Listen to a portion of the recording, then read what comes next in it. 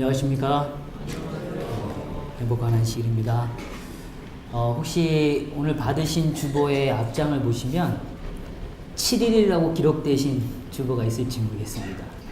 그러신 분들은 잠깐 손을 들어주시면 아마 이게 좀 오늘 거 주보를 나눠주실 겁니다. 그러니까 시간을 거꾸로 사진 않으니까 이해해 주시고 해주시면 좋겠습니다. 네, 오늘도 귀한 찬양으로 저희들의 마음을 하나님께로 향하도록 인도해 주셔서 감사합니다. 오늘 정말 주님을 우리가 찬양하는 그런 아름다운 삶이 되기를 간절히 소망합니다. 오늘은 너희에게 가까이 왔다라는 주제를 통하여 하나님의 말씀을 살펴보기를 원합니다. 우리 성경 누가복음 10장을 향하여 가보기를 원합니다. 다 같이 말씀을 펼치셔서요. 누가복음 10장 1절부터에 있는 말씀을 제가 좀 읽기를 원합니다. 누가복음 10장 1절 제가 읽겠습니다. 그 후에 주께서 따로 70인을 세우사 친히 가시려는 각 동네와 각 지역으로 둘씩 앞서 보내시며 이르시되 추수할 것은 많되 일꾼이 적으니 그러므로 추수하는 주인에게 청하여 추수할 일꾼들을 보내주소서 하라. 아멘. 5절입니다. 어느 집에 들어가든지 먼저 말하되 이 집이 평안할지어다 하라. 아멘. 한 절을 더 읽겠습니다. 9절에 있는 말씀입니다. 거기 있는 병자들을 고치고 또 말하기를 하나님의 나라가 너희에게 가까이 왔다 하라.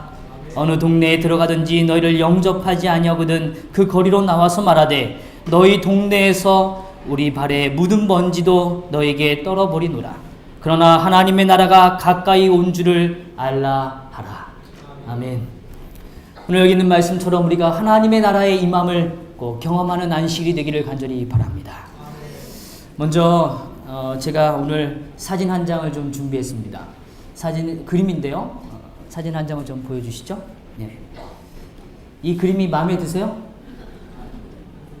표정들이 다 밝지가 않으세요? 이 그림은 굉장히 유명한 작가의 작품입니다.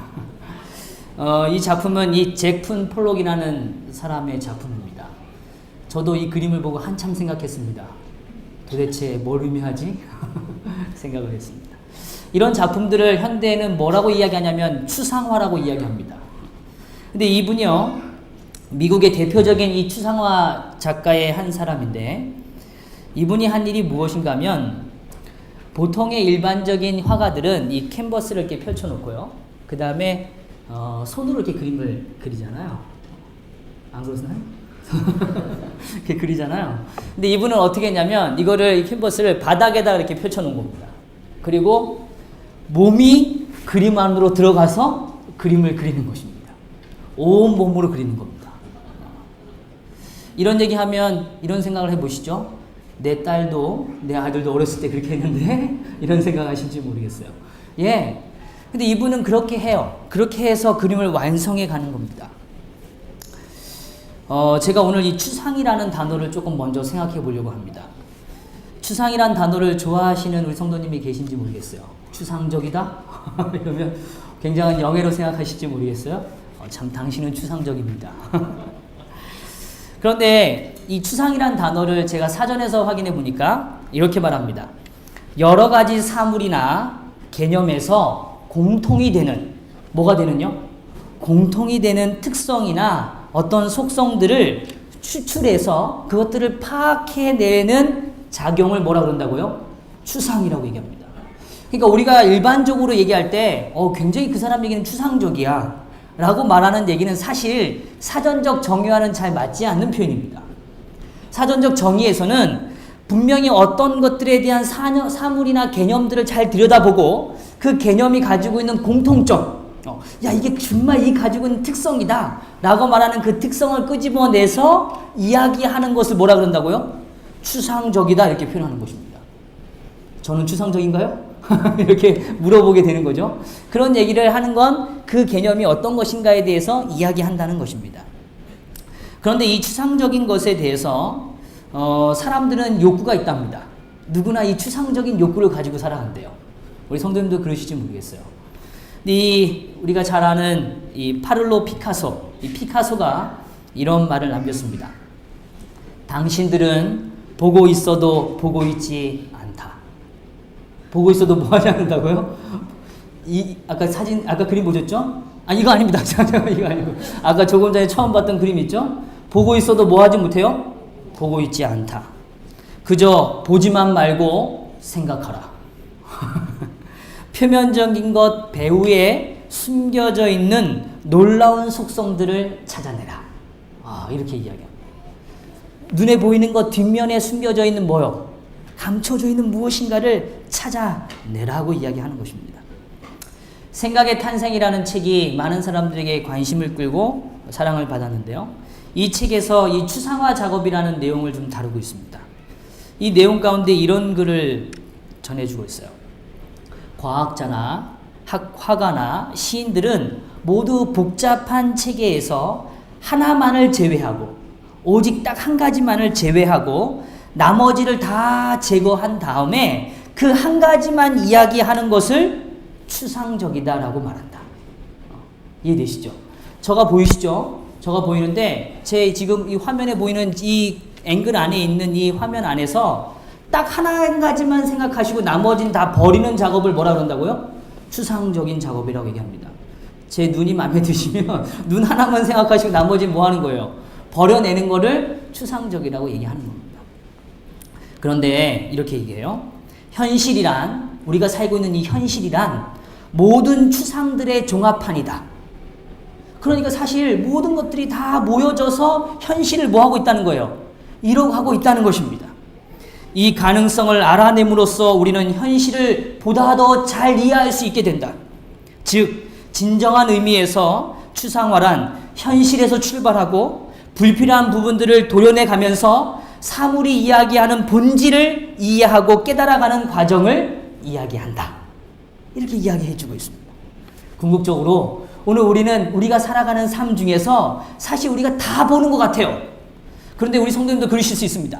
안식일에 와서 막 분주하게 지나가서 집에 갔는데 집에 가서 떠오르는 사람이 있고 떠오르지 않는 사람이 있어요. 떠오르는 사람은 우리 성도님들의 마음속에 추상적 대상의 한 부분일 수 있는 거고 떠오르지 않는 사람은 뭐 하지 않은 거예요? 집중한 한 영역이 되지 않을 수 있는 것입니다. 마치 그런 것과 똑같습니다. 예를 들면 이런 거죠. 우리 성도님들이 사진 한 장을 받아들였어요. 근데 사진을 딱 받아들였을 때 내가 그 속에 있을 거라고 생각하면 그 사진 속에서 누굴 찾습니까? 자기 자신을 찾아요. 아주 성급하게 자기 자신을 찾습니다. 찾으면서 그 사진이 잘못 나왔으면 뭐라고 얘기해요? 사진이 별로네 라고 얘기합니다. 그런데 그 사진에 자기의 모습이 뭐 하면요? 잘 나왔으면 뭐라고 얘기해요? 잘 나왔네 라고 얘기합니다. 근데 옆에 있는 사람이 얘기해요. 자기 얼굴이 잘못 나왔으면 뭔 소리야? 사진이 엉망이구만. 잘못 찍었어. 이렇게 얘기를 한다는 거죠. 그것이 바로 오늘 우리가 살고 있는 삶의 일부분의 이야기들입니다. 제가 오늘 왜 이런 이야기를 드리냐면 성경은 사실 오늘 우리가 읽는 이 성경은 하나님께서 우리의 삶의 그 부분을 다 설명하기를 원하세요. 그런데 어떤 사람에겐 이 부분이 강조될 수 있고 어떤 사람에겐 이런 부분이 강조될 수 있습니다. 그런 의미에서 하나님은 그 성경의 여러 이야기를 다루지만 그 이야기 가운데 그 장면을 100% 묘사하고 계시지는 않는다는 것입니다. 그 사건과 그 일을 통하여 오늘 우리에게 꼭 설명하기를 원하는, 정말 꼭 이야기하기를 원하는 부분이 있다는 것입니다. 자, 그런 의미에서 제가 오늘 너무 어려운 설교를 한다고 오해하지 마십시오. 어렵지 않죠? 네.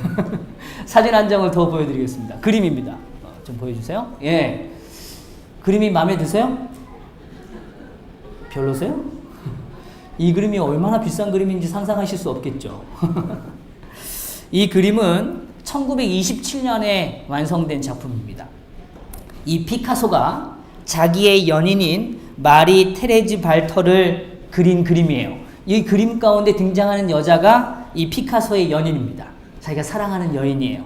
그리고 피카소가 이 연인을 보고 뭐 한 거예요? 그림을 그린 겁니다. 자기가 그림을 그려주는 그림을 그린 거예요. 그런데 이 캔버스 안에 그림을 이제 좀 잘 클로즈업 해 보십시오. 그 캔버스 안에 지금 피카소가 그리는 그 그림이 어때요? 이 여인이 마음에 드세요? 이 그림을 여인에게 보여주면 여인이 좋아할까요? 예?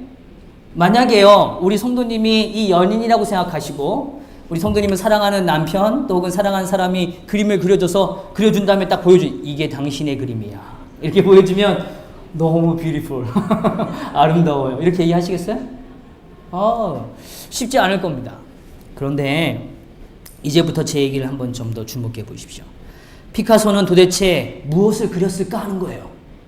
왜 이것을 이렇게 유명한 작품이라고 이야기하고 많은 사람들이 이 그림에 대하여 환호할까 하는 것입니다. 그것은 우리가 보지 않는, 우리가 보고 있지 않는 뭔가를 지금 피카소는 뭐하고 있어요? 보고 있다는 것입니다. 뭘 보고 있는가? 그가 이해하고 있는 것이 무엇일까? 이것입니다.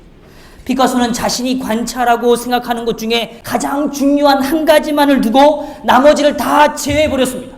다 버려버렸어요. 오직 한 가지를 집중하는 겁니다. 그것은 시각적이고 물리적이고 정서적인 관념들을 제거해 가면서 결국 딱 한 가지를 추구해 가는 것입니다. 그래서 단순성이라는 한 명제를 통해서 그 이미지를 부각해내는 거예요. 그것을 더 구체적으로 우리에게 전달해 주고 있는 것입니다.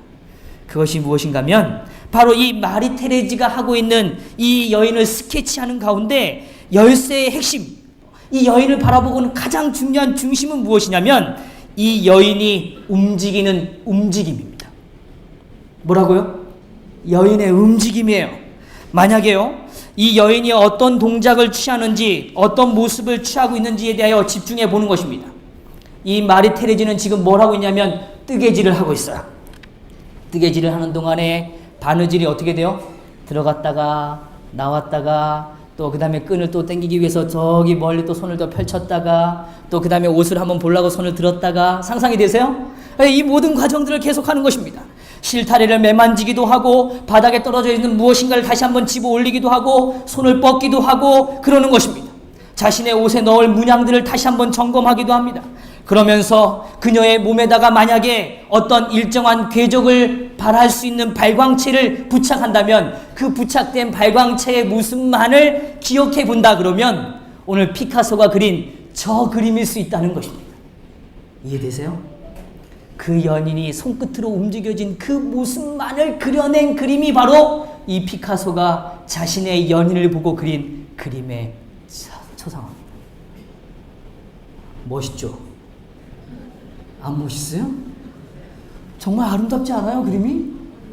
그 여인의 행동, 그 여인의 손끝만을, 살아있는 그 손끝만을 표현해낸 거예요. 그 아름다움을 간직하기 위해서 피카소는 그 부분에 집중한 것입니다. 여인의 생명력, 그 움직임에 집중해낸 것입니다. 피카소는 우리들에게 이렇게 훈계합니다. 당신들은 보고 있지만 보고 있는 게 아닙니다. 그저 보고 있지만 생각을 안 하시는 걸지도 모릅니다. 표면적인 것, 숨어있는 것, 그 놀라운 속성을 꼭 찾아내기를 바랍니다. 눈으로가 아니라 마음으로 보십시오. 이 이야기를 오늘 우리에게 전해주는지도 모르겠습니다. 오늘 우리가 말씀을 읽고 하루를 살아가고 또 한 주일을 살고 또 우리의 삶을 우리가 들여다봅니다. 그런데 오늘 저는 결론부터 말씀드리면 하나님의 그 축복, 하나님의 복음만이 우리의 삶에 살아있는 그 손동작으로 남아있게 되기를 간절히 바랍니다. 오늘 우리가 하나님의 임재에 대한 그림을 그려낸다면 다른 것이 아니라 하나님이 오늘 우리를 돕기 위하여 분주하게 움직이시는 그 하나님의 손동작만이 우리의 삶의 그림 속에 남겨지게 되기를 간절히 소망하는 것입니다. 오늘 우리는 세상의 수많은 것을 바라보고 살아갑니다. 그러나 정작 하나님의 손길, 하나님의 움직임, 하나님의 그 마음을 잃어버린다면 오늘 우리는 아무것도 우리는 취한 것이 없는 인생일지 모른다는 것입니다. 그런 의미에서 오늘 하나님의 움직임을 주목하십시다. 오늘 말씀을 통해서 오늘 매일의 말씀의 묵상들을 통하여 우리가 다른 것이 아니라 추상적인 과정, 오늘 우리의 삶의 가장 중요한 한 가지를 찾아내므로 다른 것을 다 과감하게 뭐할 수 있는 인생이요, 버려낼 수 있는 인생, 그런 삶이 오늘 우리의 삶에 일어나게 되기를 간절히 바랍니다. 사랑은 그런 의미에서 추상적인 것입니다. 그것은 우리의 삶 속에 녹아져 있는 것입니다. 성경과 천역에는 하나님의 사랑을 이야기한다. 이것이 엘렌 화이트이 이야기한 것입니다. 엘렌 화이트는 이 땅에 있는 모든 천연계들, 모든 아름다운 성경의 이야기들을 단 한마디로 요약했습니다. 그가 그린 그림입니다. 그의 추상화의 작업이에요. 오직 뭐라고요? 사랑이에요. 사랑하는 성도 여러분, 지난 한 주 동안 우리는 우리의 삶을 돌아봐야 합니다. 하나님이 얼마나 우리를 사랑하셨는지, 얼마나 우리를 아끼셨는지, 얼마나 우리를 위하여 간구하셨는지를 돌아보실 수 있는 안목이 있어야 합니다. 그럴 때만이 우리의 삶이 형제를 진짜 사랑할 수 있게 되는 것입니다. 오늘 우리가 형제의 아픔을 바라봅니다. 그럴 때 그저 그래 기도해 줄게, 이게 아니라 그 삶이 가지고 있는 슬픔과 아픔에 대하여 진심으로 기도할 수 있는 힘은 우리에게 있는 것이 아니라 하나님의 그 손길을 볼 수 있을 때만이 가능하다는 것입니다. 오늘 우리의 삶이 하나님의 역사 안에 사로잡힌 삶이 되기를 간절히 바랍니다. 오늘 그런 의미에서 저는 누가복음 10장의 이 말씀을 좀 주목하기를 원합니다. 누가복음 10장은 제가 이 설교 요약문에 조금 기록해 두었습니다만 이걸 좀 참조하시면 더 좋을 것 같습니다. 오늘 이 누가복음 10장은 70인을 세우시는 역사를 오늘 우리에게 보여주고 계십니다. 근데 예수님께서는 늘 예수님의 사역의 가장 중요한 주제는 무엇인가 하면 사람을 세우는 것입니다. 뭘 세운다고요? 사람을 세우시는 거예요. 그것이 가장 중요한 사역이었어요. 그래서 예수님께서 처음에 집중했던 몇 명요? 12명. 그 12제자를 아주 집중하셨습니다. 그리고 12제자를 세우셨어요. 그리고 12제자를 파송하신 일이 성경에 기록되어 있습니다. 그 다음에 또 등장하는 오늘 이 70인을 파송하는 사건이 오늘 누가복음 10장에 등장하고 있습니다. 근데 제가 오늘 관심을 가지는 건 예수님께서 12제자를 파송하실 때 그들에게 하신 말씀과 그 다음에 70인을 파송하실 때 하셨던 말씀이 차이점이 있습니다. 다시 말하면 이 본문의 내용을 비교해보면 추상화의 작업을 이뤄낼 수 있습니다. 오늘 예수님께서 집중하시는, 그래서 다른 것도 설명하시지만 유독 아주 집중해서 오늘 70인을 보내실 때 꼭 이야기하시기를 원하시는 일이 있다는 사실입니다. 오늘 12명을 보내는 것과 70인을 보내는 것은 단순히 수적인 증가를 의미하는 것이 아닙니다. 오늘 성경은 12명에서 70명으로 늘었다? 그러니 하나님의 사역이 더욱 팽창되었다? 라는 것을 주목하는 것이 아니라 오늘 누가복음 10장을 통하여 우리에게 세 가지 사실을 명확하게 이해시켜주고 있습니다.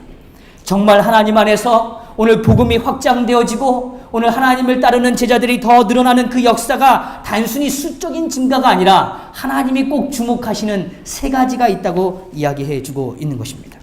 첫 번째로 오늘 예수님께서 주목하시는 건 무엇인가 하면 축복의 대상을 확장하는 것입니다. 다시요, 뭘 확장한다고요? 축복의 대상을 확장하는 것입니다. 복음을 받을 수 있는 삶을 더 넓히는 것입니다. 그런 의미에서 성경은 뭐라고 이야기하냐면 이렇게 말합니다. 10장 1절을 돌아가 보면 그 후에 라고 시작해요. 언제라고요? 그 후에 라고 표현합니다. 오늘 예수님께서 그 후라고 표현하는 그 후가 언제인가? 오늘 우리가 잘 알지만 누가복음 9장에서는 어떤 사건을 다루냐면 예수님께서 갈릴리를 떠나서 이제 어디로 가시냐면 예루살렘으로 향하세요. 예루살렘을 향하실 때 예수님은 의도적으로 어디를 지나시냐면 사마리아 땅을 지나십니다. 사마리아 땅을 지날 때 예수님이 그곳에서 복음을 전하시지만 사마리아에 있는 사람들이 예수님의 복음을 뭐하지 않아요? 받아들이지 않습니다. 그때 요한이 뭐라 그랬다고요? 예수님, 이 사람들이 예수님 받아들이지 않는 거 보니까 하늘에서 뭐가 내려서요? 불이 내려서요. 이렇게 요청했던 얘기를 드린 기억이 있습니다. 근데 오늘 그 사건이 있은 다음에 오늘 다시 성경은 뭐라냐면 그 후라고 이야기해요. 그리고 나서 주께서 따로 70인을 세우사 친히 가시려는 각 동네와 각 지역으로 둘씩 보냈다라고 이야기합니다. 친히 뭐 하시고 싶으신 동네요? 가시고 싶으신 동네입니다. 다시요. 친히 뭐 하시고 싶은 동네요? 가시고 싶으신 동네요. 예수님이 오늘 정말 가기를 원하는 동네입니다. 그런데 오늘 그 가기를 원한 동네가 어디라고 성경은 이야기하냐면 오늘 문맥상으로 보고 엘렌 화이트는 이것을 분명히 증언해 주기를 그 땅이 바로 사마리아 땅이라고 이야기합니다. 어디라고요? 사마리아 땅. 예수님을 뭐한 곳이요? 배척한 곳. 여전히 예수님을 받아들이지 않는 곳. 그곳이라고 이야기합니다. 여기 이렇게 말합니다. 그리스도께서는 방금 사마리아인에게 거절을 당하셨지만 사마리아인에게 대한 당신의 사랑은 변함이 없으셨다. 그 사람들을 향한 사랑에는 뭐가 없었다고요? 변함이 없었다는 것입니다. 70인들이 예수님의 이름으로 나아갔을 때 그들은 첫째로 사마리아의 도시들을 방문하였다. 오늘 예수님이 다시 또 한 번 가기를 원하는 도시가 어디라고요? 사마리아인들이 있는 곳이라는 것입니다. 자기를 부인하고 자기를 거절했던 그곳을 예수님은 가기를 원하셨다고 이야기하는 것입니다. 오늘 성도 여러분, 바로 그렇습니다. 오늘 우리의 삶이 때로는 무시당하고 때로는 거절당하고 때로는 복음이 왜곡되어질 수 있습니다. 그러나 진짜 복음은 오늘 70인을 세운 하나님의 놀라운 역사의 변화의 첫 번째는 무엇인가 하면 그럴지라도 복음을 다시 뭐 하는 겁니까? 전하는 것입니다. 오늘 실패할지라도 다시 하는 것, 오늘 그 영혼이 정말 우리의 시선으로는 안 될 것 같아도 보여도 다시 하나님 앞에서 그 영혼을 위하여 기도하는 것, 그것이 오늘 70인을 보내실 때 하나님이 집중하셨던 첫 번째 이야기입니다. 성도 여러분, 오늘 우리는 이제 12지파의 수준이 아니라 이제 70인의 그 아름다운 역사 속에 서게 되기를 간절히 바랍니다. 그 일을 위해서는 오늘 우리가 생각하는, 우리가 만나는 모든 사람들을, 모든 대상들을 절대 구별하지 않고 오늘 우리가 그들을 전적으로 섬기는 역사가 일어나게 되기를 간절히 바랍니다. 정말요? 오늘 우리는 신앙을 가졌기 때문에 또 누군가를 규정하고 누군가를 분할해낼 수 있는 조건이 생겨날지도 모릅니다. 그러나 결코 그것이 복음의 능력이 아님을 오늘 우리는 이해해야 하는 것입니다. 오늘 그런 의미에서 성경은 이렇게 이야기합니다. 12절에 이렇게 표현해요. 이르시되 추수할 것이 뭐하다고요? 많다, 이렇게 말합니다. 오늘 우리는 이렇게 생각해요. 그 사람은 뭐 해서 안 되고, 그 사람은 내가 2년 동안 뭐 했는데도 안 되고, 근데 저 사람은 또 뭐 했는데도 안 되고, 우리가 그 사람에 대한 조건들을 열거할 때마다 자꾸 안 되는 조건들이 그 옆에 자꾸 붙습니다. 그리고 나면 끝에는 뭐예요? 남는 사람이 없어요. 그러나 이제 오늘 주님의 말씀에 따라서 우리의 생각이 다시 한번 더 넓은 확장을 이뤄내기를 간절히 바랍니다. 하나님 오늘 우리에게 말씀하세요. 추수할 것이 뭐라고요? 많다고요. 그러나 일꾼이 없다고 이야기하십니다. 오늘 일꾼이 없다는 얘기는 다른 것이 아니라 여전히 그들에게 하나님의 사랑을 나눌 그 일을 집중할 사람이 없다는 것입니다.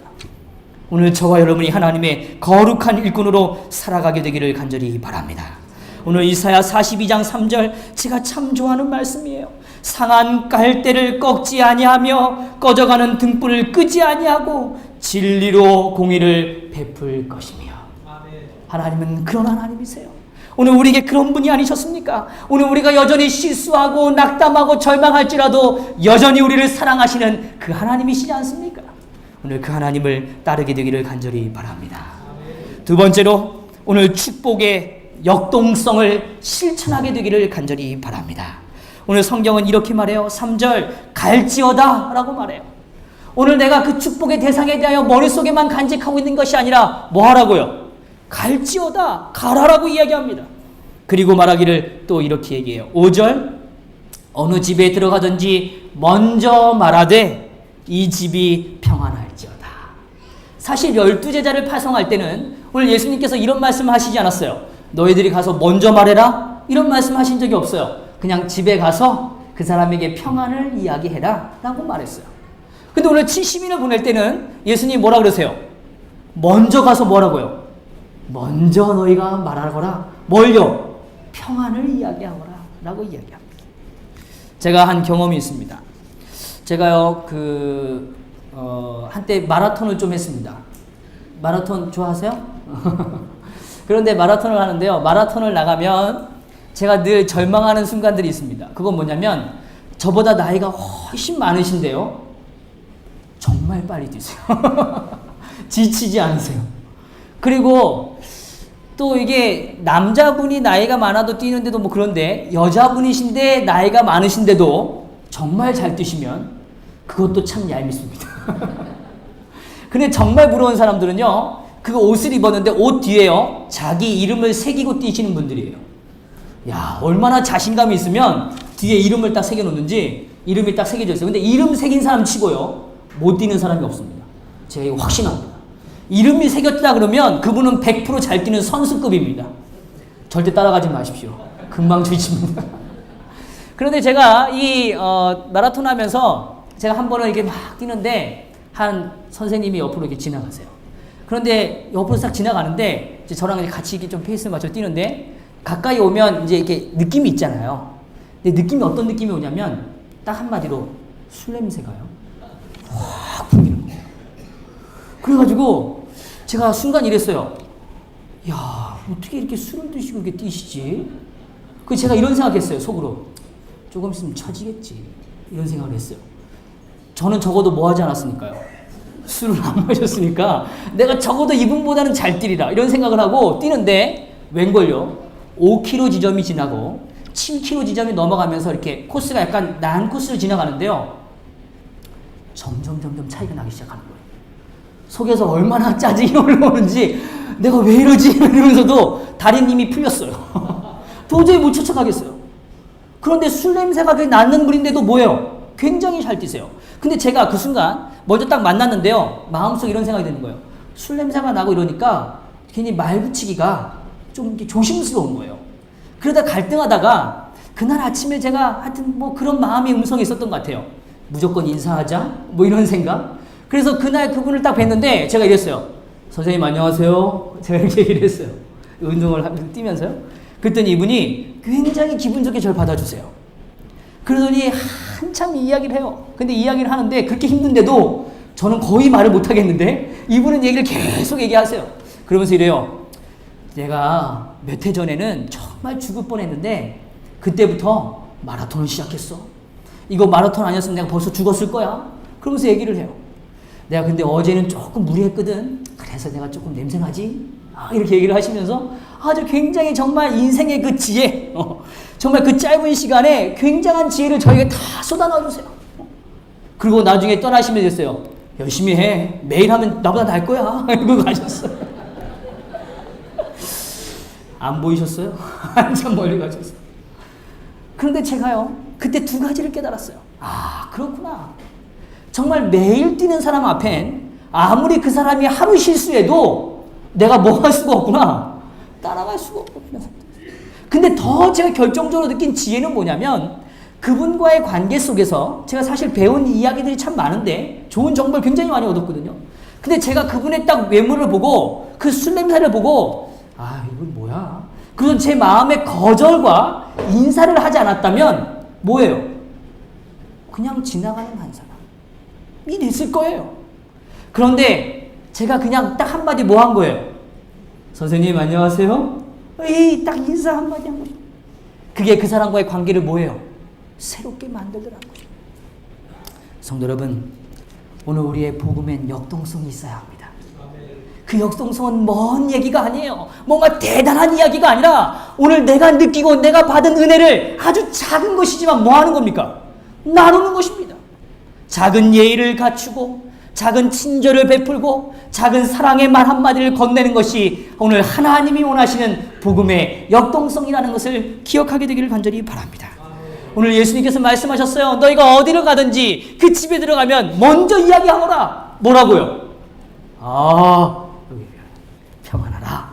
얘기하라는 거죠. 제가 친한 목사님 한 분 계세요. 근데 이 목사님은 달란트가 있어요. 어느 제가 해외 봉사를 이렇게 가면요. 문제가 잘 안 풀리면 이분은 이래요. 여기 최고 담당자가 누구십니까? 이렇게 물어요. 어디 있어요 사무실이? 그리고서는 그 최고 담당자한테 무조건 가요. 그럼 저는 뒤에서 저 쫓아다니면서 아니 좀 자제하세요. 왜 그러세요? 여기까지 오고 이러는데도 거기까지 가요. 그리고 최고 담당자를 만난 다음에 이렇게 얘기해요. 반갑습니다. 인사한 다음에 하나님의 이름으로 평안이 있기를 원합니다. 그리고 축복 많이 받으세요. 그리고 제가 목회자인데 기도해 주기를 원합니다. 이렇게 얘기를 해요. 그런데 그 얘기를 들으면 제가 지금까지 만난 사람들요. 그분과 같이 제가 있을 때는 안 해봤어요. 그분과 만나본 경우로는 한 명도 그 일을 거절하지 않더라고요. 오히려 뭐 하냐면 예 어서 오세요. 만나서 오히려 반갑게 맞아줘요. 오늘 어쩌면 우리의 인생이 다 그렇습니다. 누군가 우리의 삶에 말을 걸어주기를 원하고 사랑을 표현해주기를 원하고 인사를 나눠주기를 원합니다. 오늘 우리의 삶이 복음의 역동성, 그 실천하는 능력이 오늘 우리에게 있게 되기를 간절히 바랍니다. 오늘 예수님께서는 우리의 삶에 그런 아름다운 역사를 허락해 주시기를 원하시는 것입니다. 오늘 끝으로 세 번째로 축복의 임재를 경험하는 삶이 되기를 간절히 바랍니다. 뭘 경험하라고요? 축복의 임재요. 오늘 여기 성경의 표현을 보면 9절에 이렇게 말합니다. 거기 있는 병자들을 고치고 또는 말하기를 하나님 나라가 너희에게 뭐 한다고요? 가까이 왔다, 이렇게 표현합니다. 근데 여기서 등장하는 이 가까이 왔다는 이 표현은 사실 이 본문에서는 다른 본문과는 다르게 그냥 단순히 가까이 올 것이다, 앞으로 올 수 있는 가능성에 대한 미래형을 이야기하지 않습니다. 오늘 이 표현 가운데 등장하는 핵심은 무엇인가 하면 이미 당도했다, 이르렀다 라고 이야기하는 것입니다. 다시요, 뭘 의미한다고요?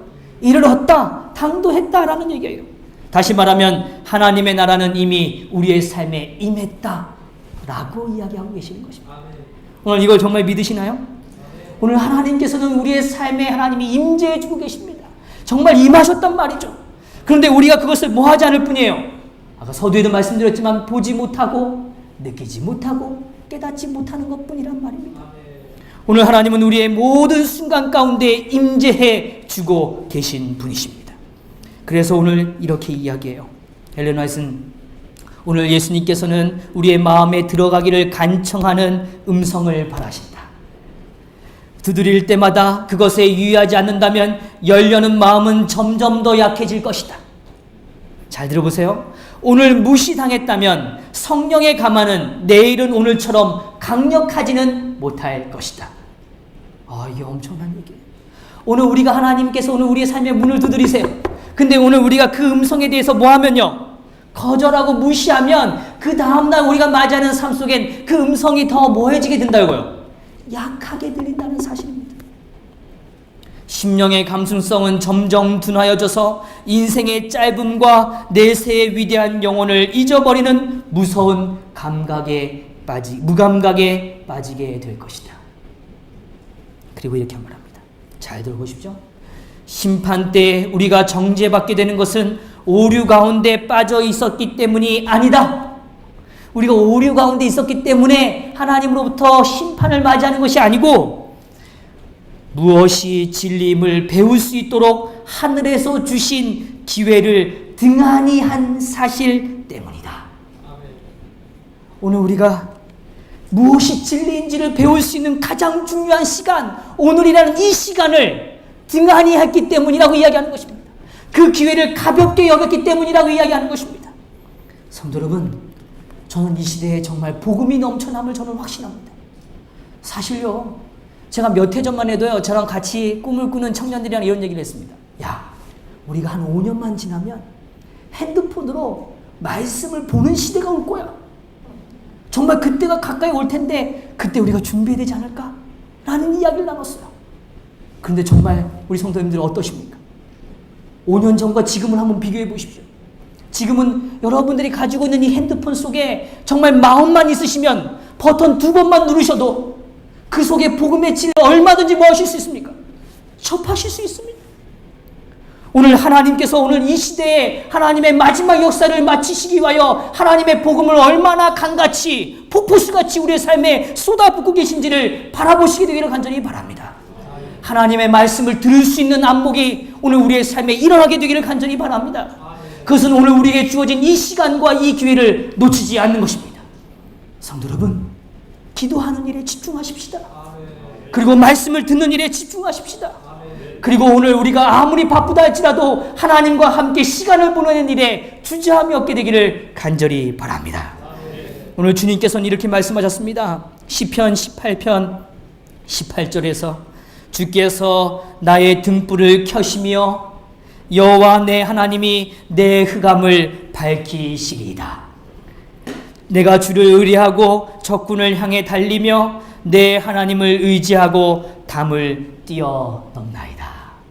사랑하는 성도 여러분, 오늘 우리의 인생의 장막, 우리의 삶의 편견의 장막, 또 오늘 우리의 삶의 임재의 한계, 오늘 우리의 삶의 복음의 역동성의 한계를 뛰어넘는 오늘 우리의 삶이 되기를 간절히 바랍니다. 오늘 주님께서 70인을 보내셨습니다. 오늘 유독 12제자와 다른 70인의 그 역사는 복음의 확장성입니다. 복음의 역동성입니다. 그리고 복음의 임재입니다. 오늘 이 일이 오늘 우리의 삶에 충만한 역사로 일어나게 되기를 간절히 소망하면서 말씀을 마치겠습니다.